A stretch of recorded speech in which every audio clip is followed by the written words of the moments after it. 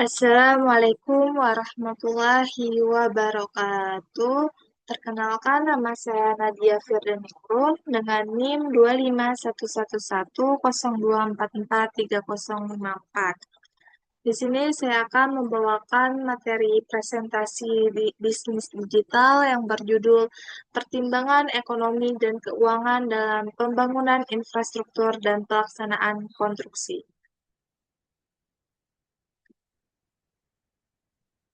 Dalam materi presentasi ini, yaitu ada pengantar infrastruktur, faktor penting dalam pembangunan dan pertumbuhan ekonomi dibahas dalam konteks kebijakan nasional, global, atau SDG.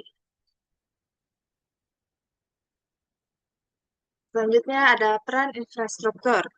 Dalam pembangunan infrastruktur, mendukung kesejahteraan masyarakat menjadi prioritas pemerintah pusat dan daerah. Contohnya seperti air bersih dan sanitasi, jalan, jembatan dan pelabuhan, listrik dan telekomunikasi.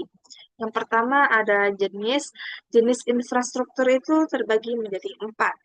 Yang pertama ada infrastruktur dasar seperti air, irigasi, dan sanitasi. Yang kedua ada infrastruktur ekonomi seperti jalan, bandara, dan pelabuhan. Yang ketiga ada infrastruktur digital seperti internet dan wifi. Yang keempat ada infrastruktur publik seperti taman dan fasilitas umum. Yang kedua ada keamanan bangunan.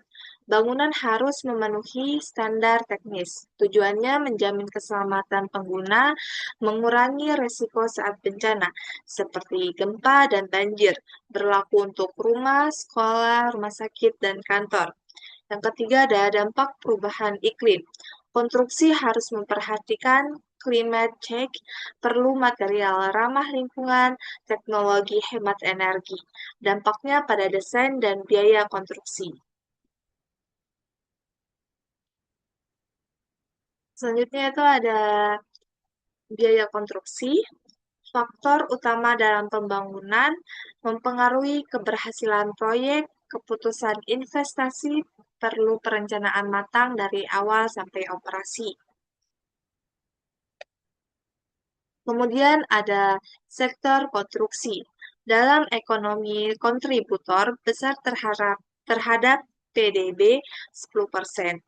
Dampaknya menciptakan lapangan kerja, meningkatkan pendapatan masyarakat, memberikan nilai tambahan ekonomi. Selanjutnya itu ada data statistik konstruksi pada tahun 2020 sampai 2021. Jumlah perusahaan meningkat, jumlah tenaga kerja meningkat, nilai konstruksi dan output naik, menunjukkan pertumbuhan sektor konstruksi. Untuk datanya yaitu ada di sebelah kiri.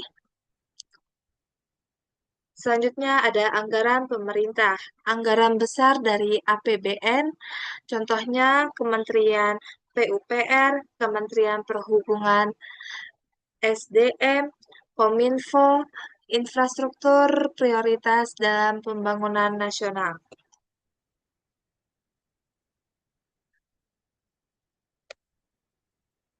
Kemudian ada peran perusahaan konstruksi. Peran perusahaan konstruksi terdiri dari 4. Yang pertama ada BUMN, yang kedua ada swasta atau BUMS, yang ketiga tidak hanya konstruksi, tapi juga investor. Yang keempat ada pengembang seperti properti, jalan tol, dan yang lainnya. Kemudian ada kinerja keuangan perusahaan. Pendapatan besar, tapi biaya juga tinggi. Laba relatif kecil, kurang lebih 0,1 sampai 2,1%. Fokus utama menjaga cash flow, mengelola biaya. Selanjutnya ada komponen biaya konstruksi. Komponen biaya konstruksi itu terbagi menjadi 4. Yang pertama ada biaya langsung seperti material, tenaga kerja. Yang kedua ada biaya tidak langsung. Yang ketiga ada biaya tetap dan variabel.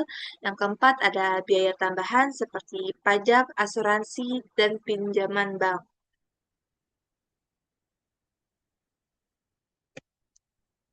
Jadi materi dari jadi materi presentasi yang saya sampaikan tuh merupakan kunci pembangunan ekonomi.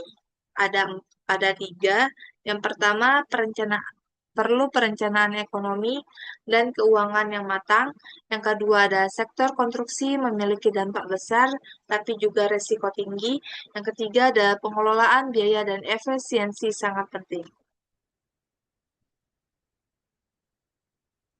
Sekian presentasi dari saya.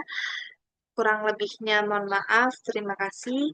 Billahi fisabilil haq, fastabiqul khairat. Wassalamualaikum warahmatullahi wabarakatuh.